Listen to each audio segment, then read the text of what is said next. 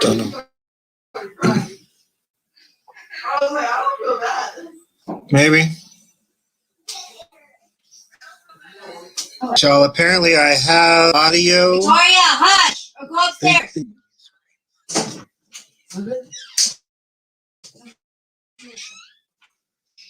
Oh, there we go. There we go. We have to.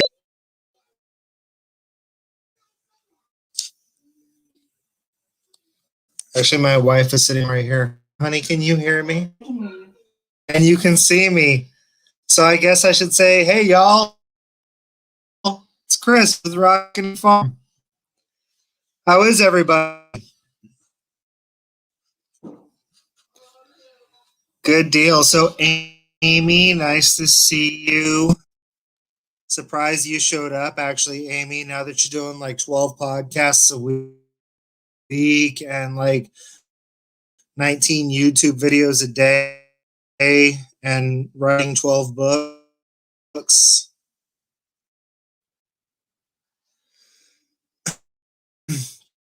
Hello, Trekkie Gal. Hello, Ivy. Not shocked to see you here, my friend. Seems like you've always been a very big supporter of mine. So very good to see everybody. I'm glad we've got a few people showing up. You always have that kind of panic mode when you plan a live that you're going to be completely alone. So even if the 5 of you are the only 5 that join me, hey, Jack, how you doing, bud? Even if the 5 of you are the only ones that join me, then at least I'm not alone. And, you know, that's all that matters. All right, good deal. So I have as good of an internet connection as I'm going to get. I might be able to kick my daughter off of her iPad, and that might help some. But we've got that good old country internet for right now. Although I hear the power company in our area is going to run fiber optic along our power line, so we might be getting some good. There's that fluffy man face nest. Thank you very much, Jack. I appreciate it. I am too sexy for my beard. That's right, Ivy. Got to keep all of us bearded folk got to stick together. I'm glad your beard came back, and I'm glad that apparently Jack's bald-faced pictures were some sort of a joke, because my heart was actually broken for a bit. I won't tell you what my wife said, Jack, when she saw your picture with no beard. So y'all, you know, it's funny because when I decided to plan this live, I planned this live because I think I mentioned this in one of my last videos, and I've talked about it a little bit on social media, but it's that time of year where you're really busy doing stuff, but you're not necessarily doing anything that anyone cares about. But my last name isn't Holler. You know, I mean, I watch all of the Holler Homestead videos, but they could film themselves going to the grocery store and they would get 10,000 views and like 50,000 watch hours in a month. You know, I'm obviously not that place. So nobody cares when I'm mowing the grass, and nobody cares when I'm setting T-posts. So it's that time of year where we're extremely busy, but we're not doing anything interesting. So it's tough to put out. And I told myself that if I didn't have a whole lot of content out, that maybe I should try doing some lives. And scheduled this live, I realized that the last live I did was 1 year ago today, April 22nd of 2020. So this is something I think I want to try and do a little more of. I think that especially during this time of year where I can put out a good quality video once a week, but that second one, I'm struggling for content. Maybe we'll just all get together and chat, especially now that there's 10 of us here. Yay. So Trina, you said laugh out loud. What you said laugh out loud too. But I'm definitely glad everybody's here. If you all have any questions, I'll hopefully my wife can kind of help me not miss questions as we talk. But I just want to kind of give you all a farm update and chat and get together. I thought it would be fun. There's always that little bit of lag whether it's my audio lagging or your comments lagging, because like I can see Ivy talking about shaving, and I know that I mentioned that a couple of minutes ago, but we'll just do the best to kind of have a conversation here. So a lot of stuff going on the homestead. And you know, if anybody wants to give me a hand with posting a few different things, that would be great too.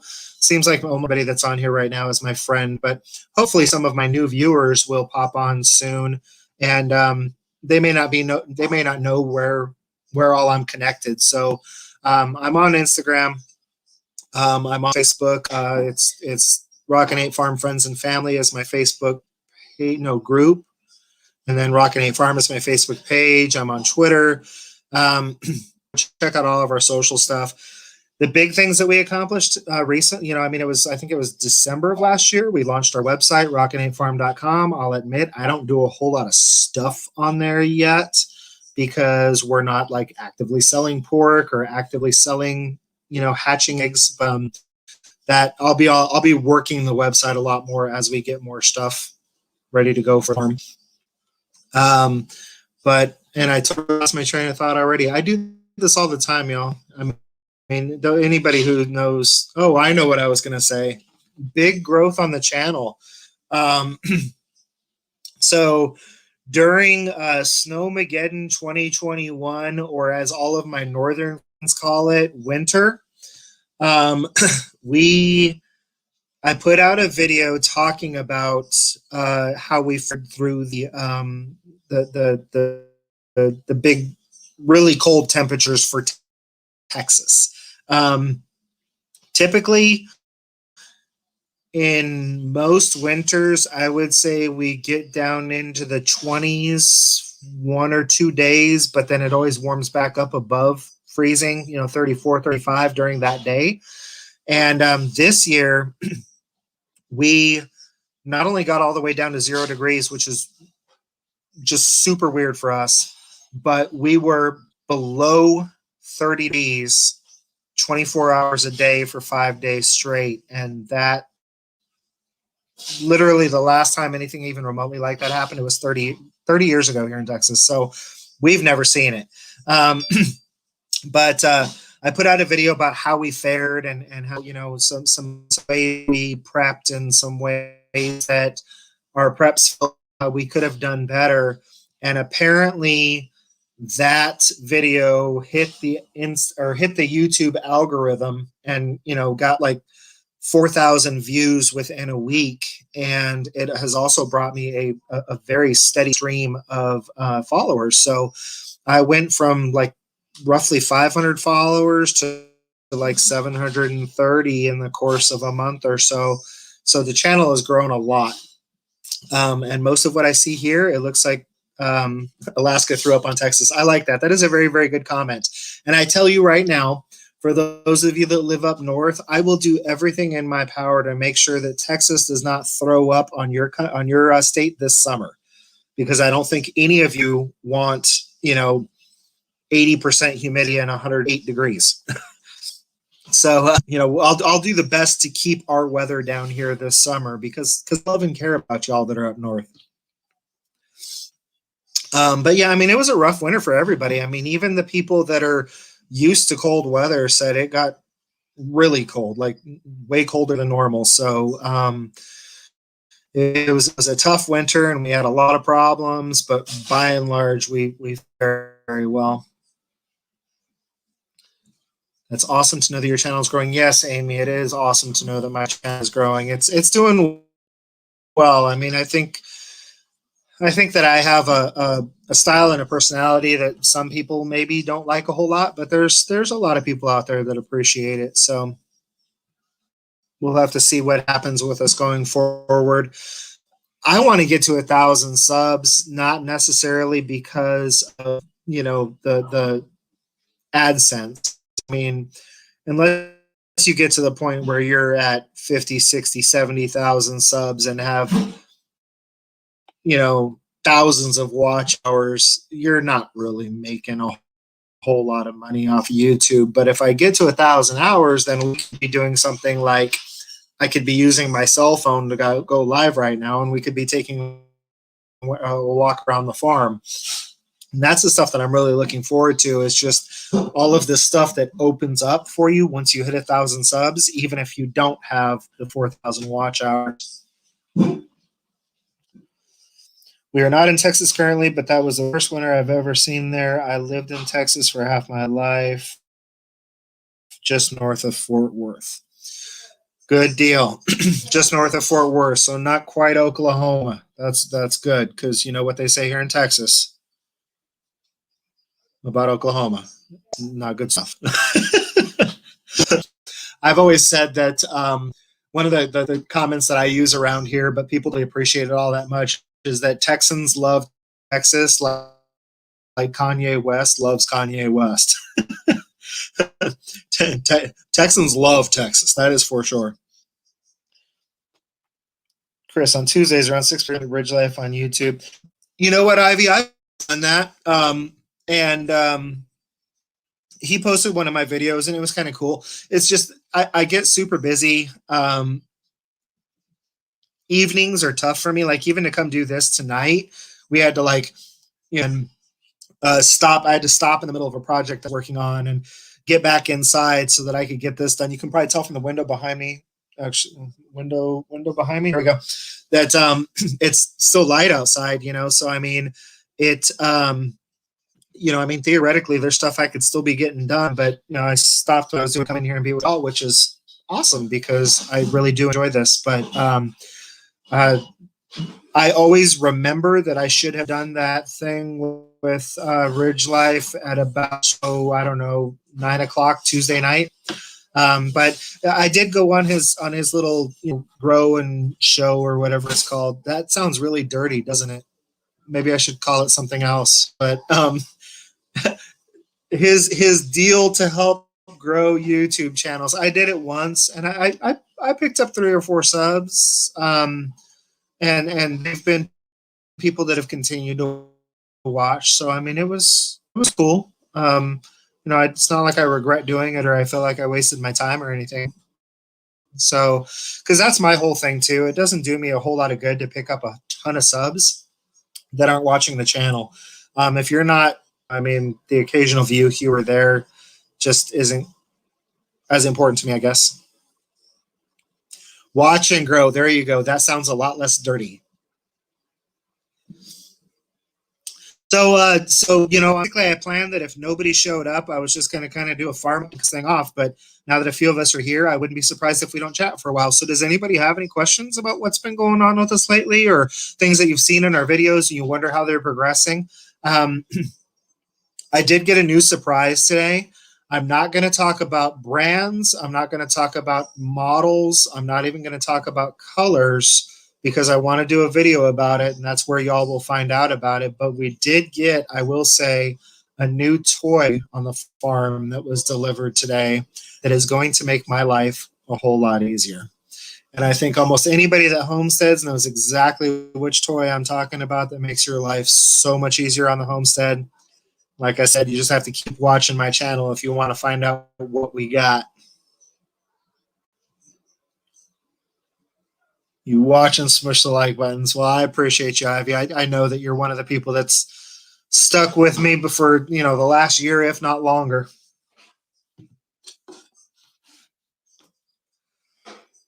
Ooh, toys, yes.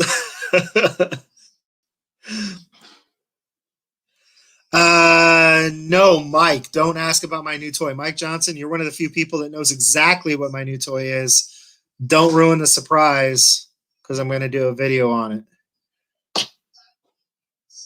I'm not going to tell you if it's green or not, Ivy. It sounds like you're on to exactly what it is that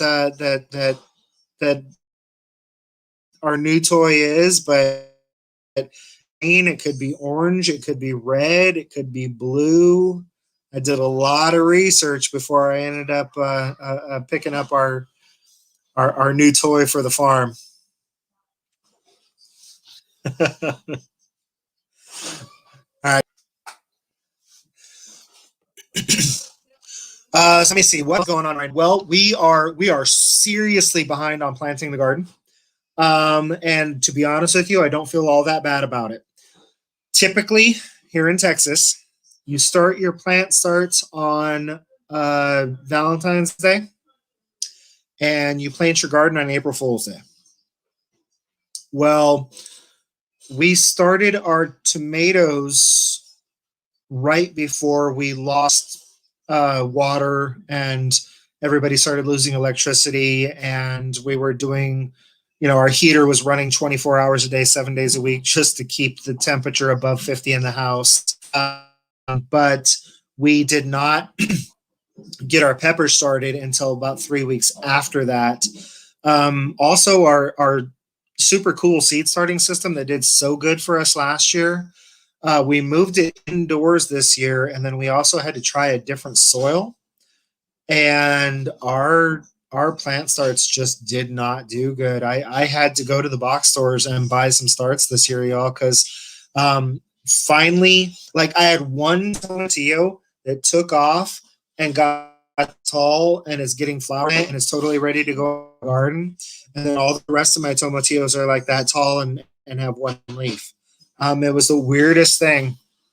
Things started doing better when I got a fan blowing on them, and I think that helped regulate the soil moisture. Although it seemed like the soil moisture was good. The soil temp was definitely good, but y'all, my plant starts just did not. Everything germinated, everything popped up, and then nothing grew. So we had to go to the store and a couple of local nurseries and buy a whole bunch of plant starts. We got a weird weather snafu this week. I know a lot of you did. A lot of you people up north got snow this week, and you're like, snow in April. This sucks. And the we got down pretty chilly. We got frost a couple of days ago, and I was glad that I hadn't planted my garden before frost. So we're hoping to get the garden in this weekend, and that's going to be 3 weeks behind schedule. But I think it's all going to work out, and we'll be just fine. Yes, green would be good. Orange would be good. They're both very nice colors. I like them both. Sometimes green and orange together looks good. Depends on what high school you went to, I guess. Y'all know what the new toy is, but you're just gonna have to wait. Unless one of the few of you that knows snitches me out, which would not be cool.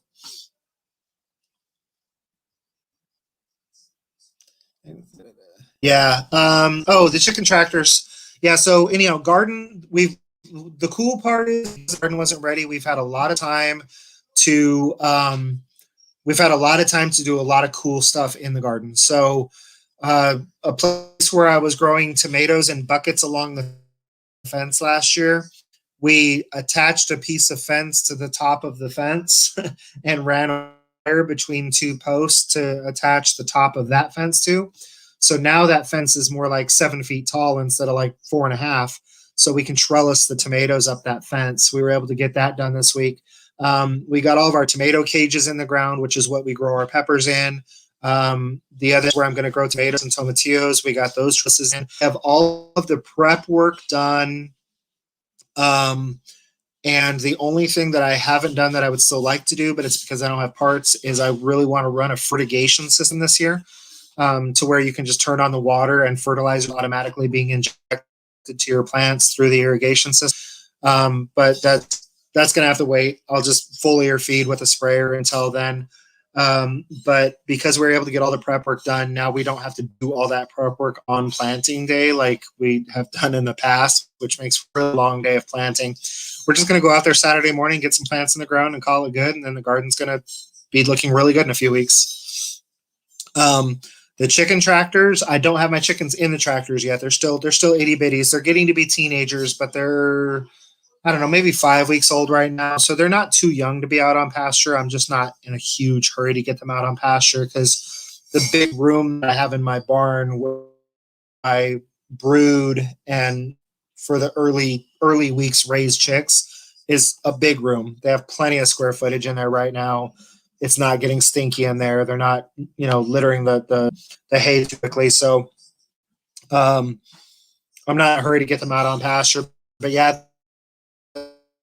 the Siskovich chicken tractor, definitely very, very, very cool, and it definitely hurt my pocketbook to build it.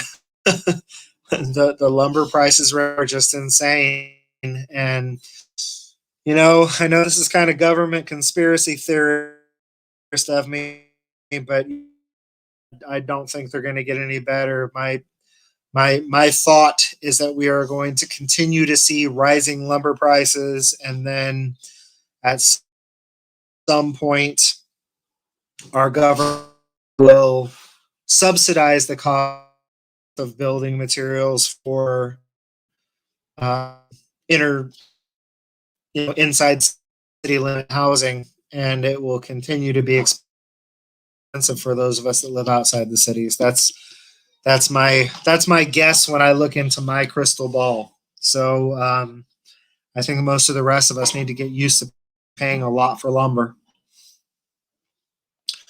Let me see what else we got.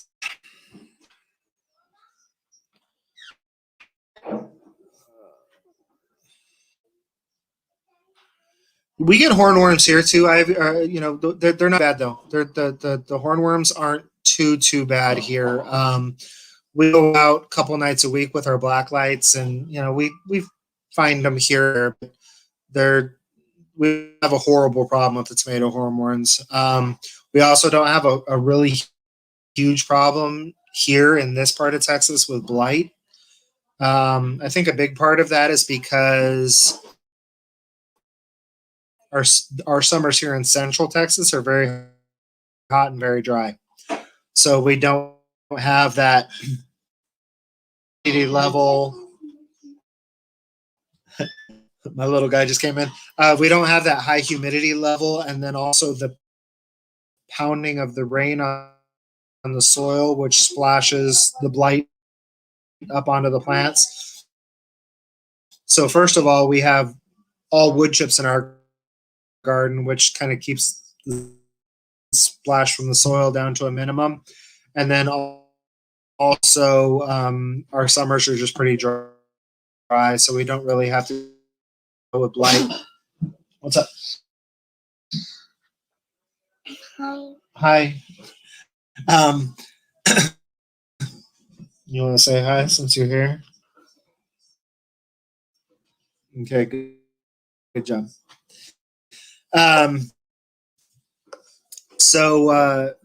Yeah, hornworms and blight aren't too big of a problem. I mean, not that we don't have pest problems, but I try to plant a lot of things too that really encourage things like the wasps come into the garden, because the wasps are a predatory animal. I try to plant things to encourage ladybugs to come into the garden. In the past, we really haven't had an issue with aphids or anything like that. So that's always kind of my thing, is rather than using pesticides, we try to remove critters manually. And then, I know, I can't remember what they're called. We get this bug that attacks all of our tomatoes that it flies, and it's brown, and it's kind of shaped like a kite with legs. I'm not sure what it's called, but that looker will eat the heck. He doesn't eat the leaves like the hornworms, though. Those ones actually attack the tomatoes, and it's mostly on our cherry tomatoes, but those things are horrible, and they're so hard to catch because they fly. I cannot remember for the life of me what they're called right now, and I don't want to get on my phone to look it up. But yeah, they're kind of diamond or kite shaped, and then they got legs and they fly, and those things attack the heck out of my tomatoes.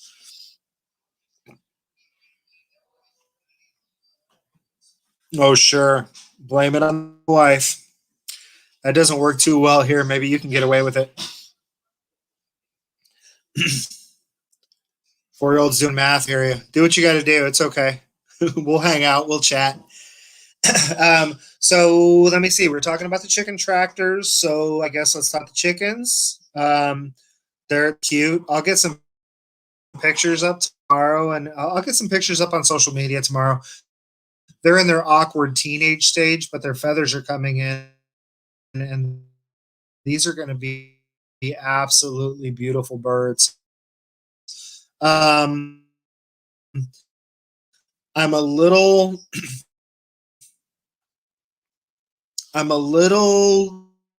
worried about what's going to happen with my silver laced English Orpingtons because they were running short on what I ordered, because what I ordered was what did I order? Nine hens and a rooster, I think, something like that. And for those English Orping or those silver laced Orpington, what they had to do was send me straight run. So what they did is they sent me like 15 straight run. So I know I'm going to have to declare that I can grow the roosters out to kind of see which one's going to be the nicest, cull the rest of the roosters, and still have a decent number of hens.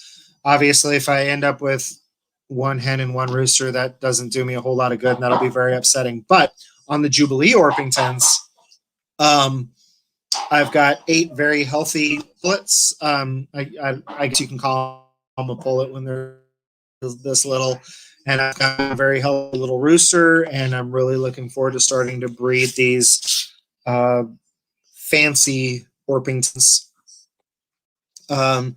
Like I've told you guys in the videos, the plans with these are sell those hatching eggs wherever we can. The auction that we go to once a month, Jubilee, or possibly, they don't. There's one guy that sells Jubilees at this auction, and he gets upwards of $20 a dozen for his hatching eggs, and a breeding pair of Jubilee Orpingtons go for about, let me see, it's 2 times money, so $75 ish. So that's the plan. And then also with us being so close to Austin, the chicken people that live in the city are different than the chicken people that live out in the country. Like if one of my chickens gets sick, then I make that chicken comfortable, and it is no longer part of my farm, I guess is the only polite way to say it. Those city people, and they take their chickens to the vets and spend more money on a chicken vet bill than I've ever spent on like a dog vet bill.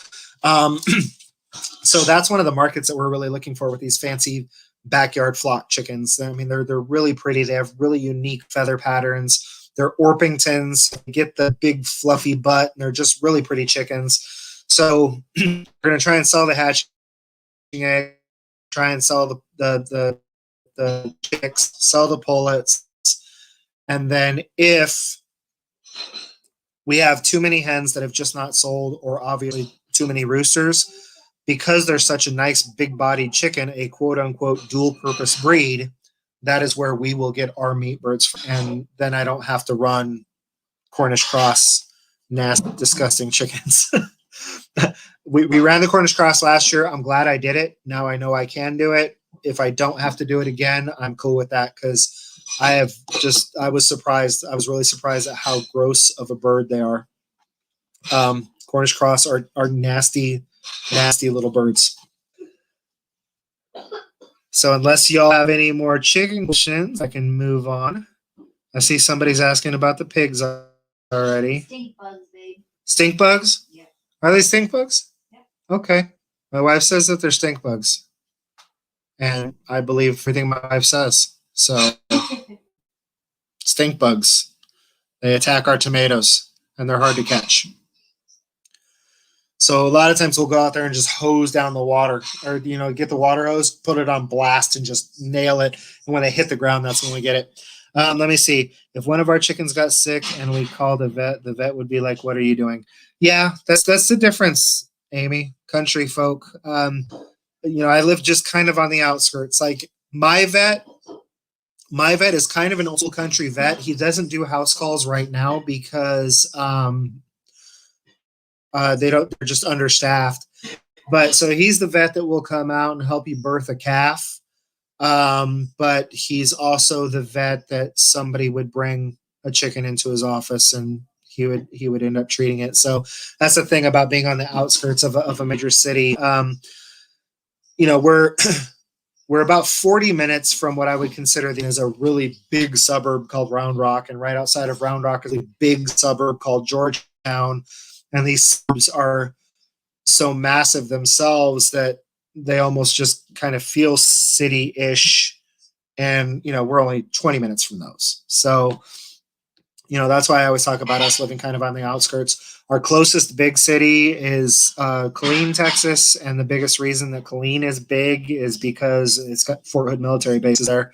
Which, if I'm not mistaken, I think Fort Hood is the biggest military base in the continental United States. So I would say probably 3/4 of the population of Killeen is military or former military. Let me see. Okay, well, brother, you and your family keep doing great stuff.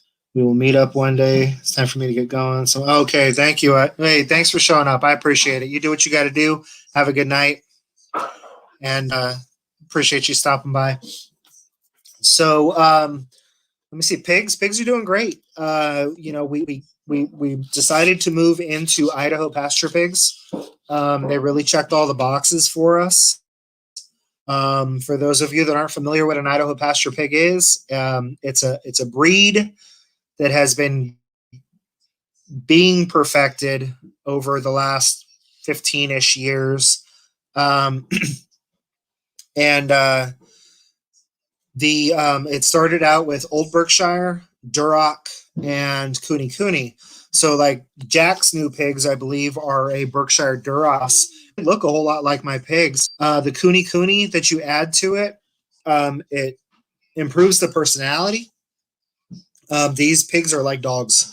The one thing I can say about this breed is it is a breed that is very hard to butcher because it's like taking the family pet to the processor.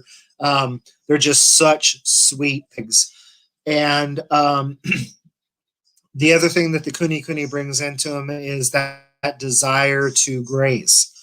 So for those of you that have raised pigs, I don't know if these are going to sound like just crazy numbers to you or not, because I raise pigs other than the Idaho pasture pigs. My pigs get 3 pounds of grains and minerals, and this because I love them. I give them a little extra protein, but mostly a little extra roughage. I'll put about a pound of alfalfa pellets with their 3 pounds of feed. I do soak my pigs' feed. I think I'm going to do a video on that pretty soon too, because I've been really, really happy with my decision. But that 3 pounds of grain, that's all they get, like ever. Like even when they get up to being 200, 250 pounds, they're still on 3 pounds of grain a day. And they will eat all the grain you'll put in there because they're pigs. But grain tend to just make these guys, it doesn't really do anything for their body. They like to eat grass, and if they will eat the hay. So it's 3 pounds of grain, hay, free range grass and hay, all the grass and hay they want to eat. And what you end up with is a beautiful red marbled pork product that just has that pasture raised flavor. So that's why we decided to go with the pig, because I had never raised pigs in my life. We started out with 2 feeders before we got into having breeding pigs on the farm. I have fallen in love with the breed, and we are super excited about moving into a breeding pair, or possibly even a breeding trio here very soon. The pigs the breeder that we're going to buy our pigs from, most of those pigs have been born over the last 2 or 3 weeks. So I would say within the next 4 to 6 weeks, we're going to be looking at bringing more piglets on the farm, but these will be the piglets that get to stay and be part of the family and have little bacon seeds for us. And and have little registered breeding pigs that we can sell to other people. Rebecca Martinez, I'm in Central Texas outside of Killeen. Liking your channel. You should check out at Leader Farm 73 helps up and coming homesteaders. Well, I will definitely check that out, and I'm glad to meet a local. That's super cool, and thank you so much for stopping by. I've only got 6 people watching me right now because, you know, all the other big channels are live right now. But the better are here, right? So let me see. Garden update, chicken updates, pig update, oh, and pet update. So I love this auction. It is so much fun. But it seems like we always go there and find I find things I didn't know I needed. Like, for example, I bought for $6. That had like 10 or 12 little feeders in it that are technically, I believe, like rabbit or small mammal feeders because they've got this wire mesh in them. But that wire mesh allows all the dust and stuff to fall out of the feed. So I'm using those feeders in my chicken tractor, and like I said, these things are $15 new, and I got like 10 or 12 of them for $6. So I find the things I didn't know I needed. What's some other cool stuff that I got there, babe? Oh, a thing of electric netting. You know, the 5 foot tall electric netting or 4 foot tall electric netting like Premier One sells. I got a 150 foot thing of electric netting for $11 at this. So, I mean, cool auction. Like I said, I go there and find stuff I didn't even know I needed. But a lot of times I also come home with stuff I wasn't expecting to come home with. So the last auction was 1 week before my wife's birthday. And my wife has always wanted a pet pig. And after 2.5 years of having Fiona with us on the farm, and Fiona's the pot-bellied pig that we purchased with the farm. She just came along, and you know, loving on her. And then after 4 months of us having the Idaho pasture pigs, my wife really wanted a pet pig. And y'all, when I say pet pig, I mean a house pig. Like learning how to potty train, learning how to go out, learning how to sit, learning how to walk on a leash pet pig. So for those of you who did not see my social media posts last week, please go check them out. I'm Rockin 8 Farm on Instagram, Twitter, and Facebook. My wife has a little tiny baby pot-bellied pig. Her genetics say that she should stay relatively small. I'm not one of those people that, talks a whole lot about mini pigs and micro pigs because it doesn't necessarily mean a whole lot. I bought this pig for my wife knowing that she may be a full-size 150 pot-bellied pig. But in theory, she should be a bit smaller because her parents are both on the smaller side. So might even hear her screaming right now. Apparently somebody's trying to pick her up. Goodness. What's going on with your pig out there? Tiny baby pot-bellied pig, smaller than my size 12 shoe, and her name is Violeta. That is Spanish for violet, but do not call her Violet. That is not her name. She is Violeta. So, yeah, just wanted to told you about her new thing. So yeah, that's the thing is that like I've always said, if it don't do nothing for the farm, then it don't have no place on my farm. The dogs, they have a home because they scare off raccoons at night. And so what I keep doing to justify having Violeta here is telling myself that if times got rough enough, we could technically eat her. No, we can't eat her. So we okay because I don't think I have seen my wife as happy as I have in the last week with this little pig. I wish that I could bring out the emotional reaction in my wife that this little pig brings out. So it's serving a purpose. It's definitely a good mental health booster for the wife. You saw the picture, Rebecca? The pictures of Violeta? I wish I could figure out how to do the thing where I share my screen and all that, but I don't do lives often enough to be really good at it. I would pop some pictures up, or I would have preloaded some pictures. But yeah, a little red pot-bellied pig. She's a cutie, and I'm just really looking forward to showing you guys. You know, I'm trying to be very selective and very at the breeding pigs that we bring onto the farm as well. I'm really looking into the specific lines and the color patterns that certain breeding lines tend to throw. So it's going to be a lot of fun kind of playing with the genetics of these Idaho pasture pigs and trying to get some good some good breeding quality pigs out there for sale.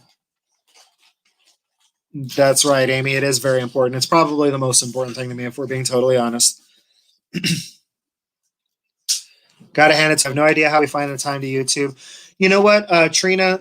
YouTube for me, and honestly, I think that, you know, if the channel ever gets successful, I think my attitude that will make it successful. I want to film things for two primary reasons. First of all, I don't do the farm journal thing. I've tried it. I'm not good at it. I don't keep up with it. I'm not a writer. So I don't do the farm journal things. Is a video farm journal. You know, I mean, even if I couldn't remember what date I planted last year, I can go back and watch my own YouTube videos and find out what day I planted my garden last year. So I like shooting the videos for that.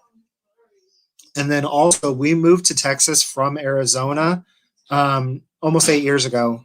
My wife's entire family is still in Arizona. My mom lives here in Texas with us, and all my kids, the majority of my kids are here. But all my aunts and uncles and my dad, and, you know, they're all like Northwest, you know, Pacific Northwest or Florida. My closest friends are in like Arizona and Georgia, and now I've made friends through YouTube that live all over the country. But YouTube is also how I can keep up with my friends and family and let them know what's going on with our farm. So I'm going to shoot the videos regardless, and then posting them up onto YouTube and gaining viewership and being able to answer questions and help people. That's just icing on the cake. I am a teacher at heart, but I have zero desire to teach in the government education system. So this gives me an opportunity to teach. You know, when I figure something out the hard way, I can share it with everybody and they don't have to make that same mistake. I come up with a good idea and people want to copy it, right on. I love helping and I love teaching.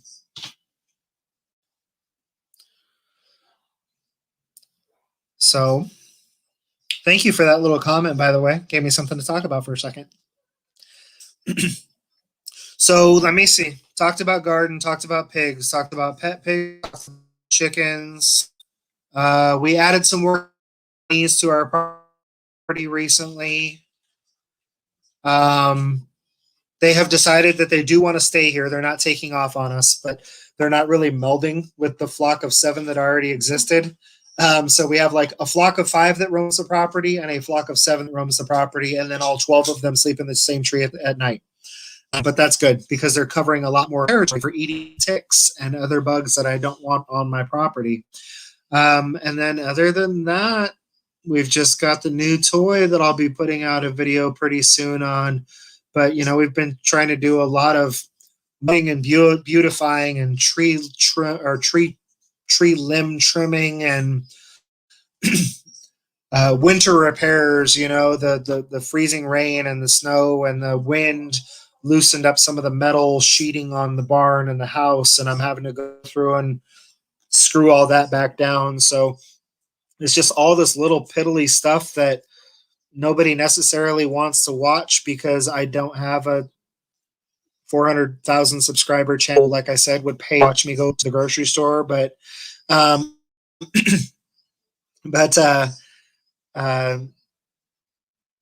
I mean, it's just little busy stuff. I mean, we've been super busy, but not necessarily anything that's worth filming.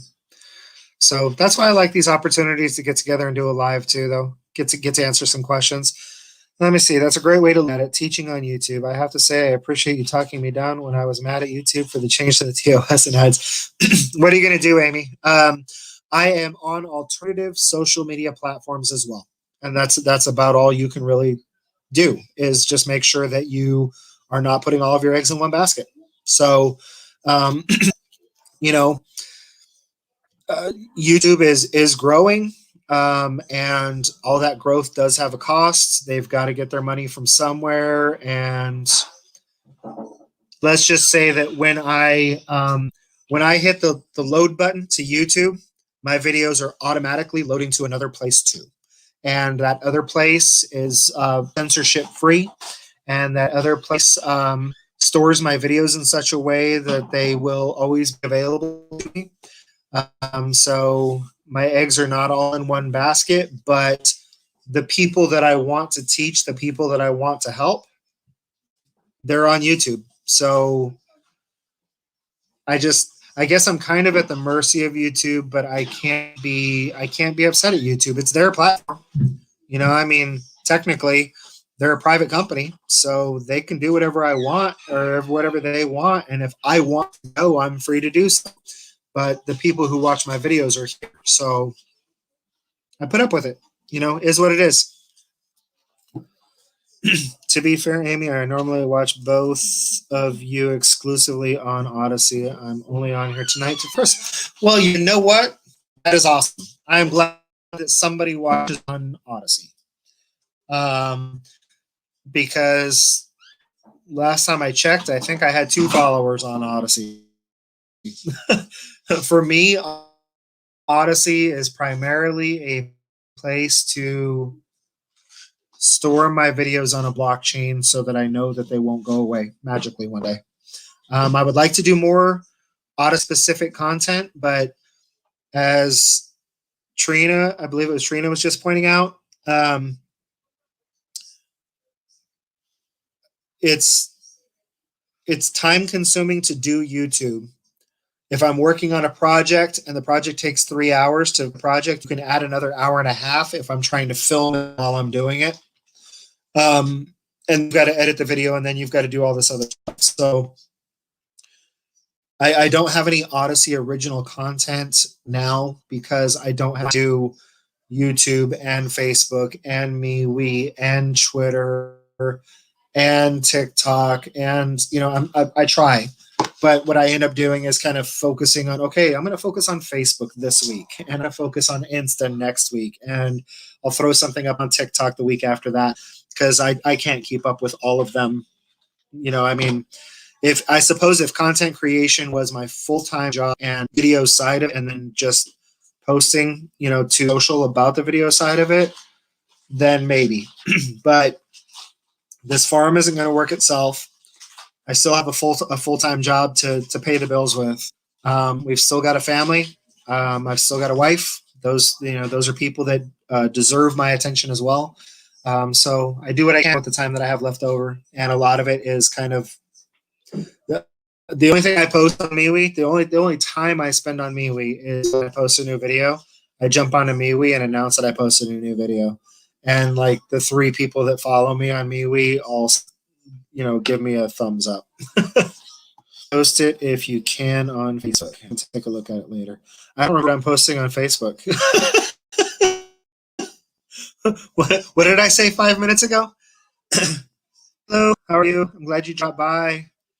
Absolutely, positively, better late than never. I will probably be ending this broadcast relatively soon here, but we didn't have a following tonight, but that's all right, y'all. I mean, if I'm not mistaken, I just announced this one night ago. I don't think I even announced it 2 nights ago.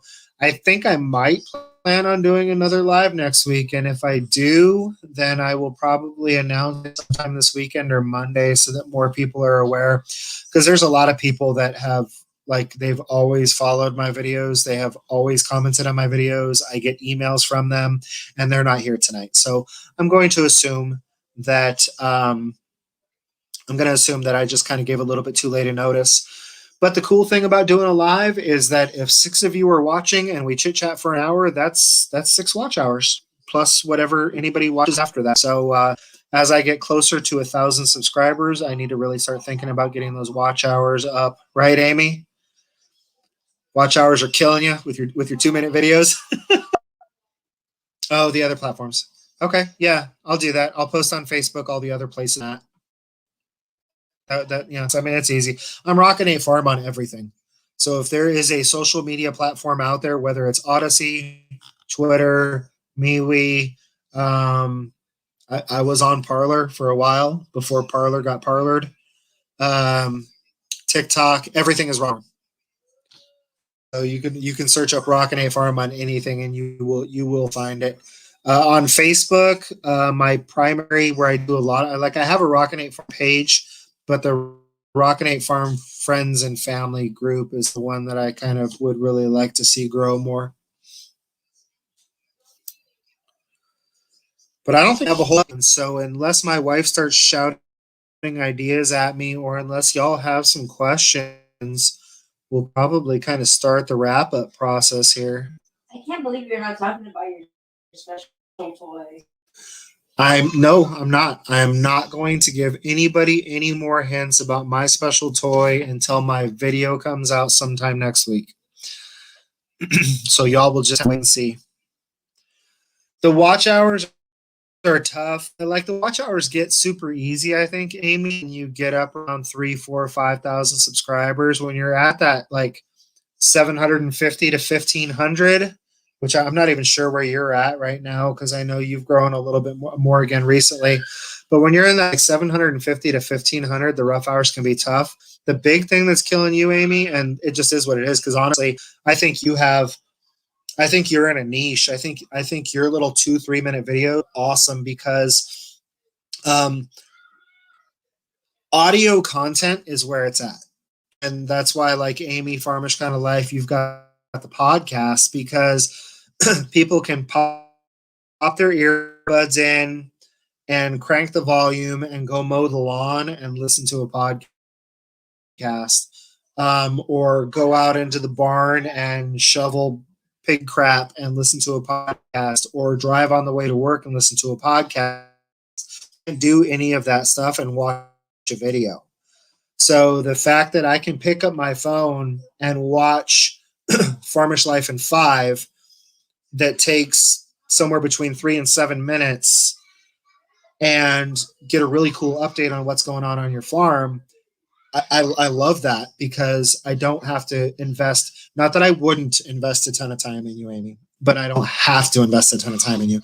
I mean, if you add up the fact that I listen to podcasts, watch your little videos, and make the time to make snarky comments on your social media, I invest some time in you. But it's like I said, I really love your little 2 to 7 minute videos, and I think it's a great niche to be in. But it makes watch hours really, really, really hard. I think you might have to do more or less to help boost your watch hours, because, like I said, you've got enough of a following. If 30 or 40 people are watching you and you talk for an hour, that's 30 or 40 watch hours plus anybody that comes back and watches later. So that might be what we have to get your hours boosted, Amy, just because it's super tough when you got these 4-minute videos. I will enjoy my new toy, and you all will get me enjoy my new toy.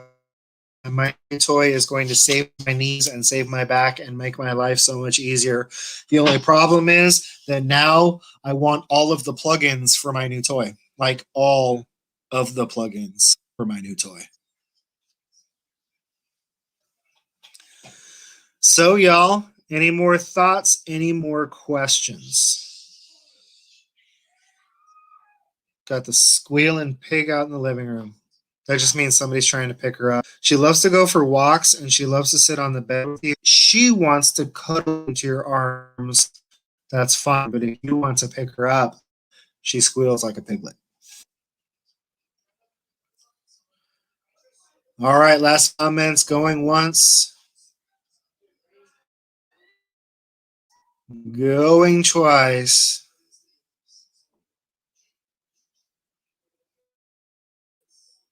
We'll sell that one for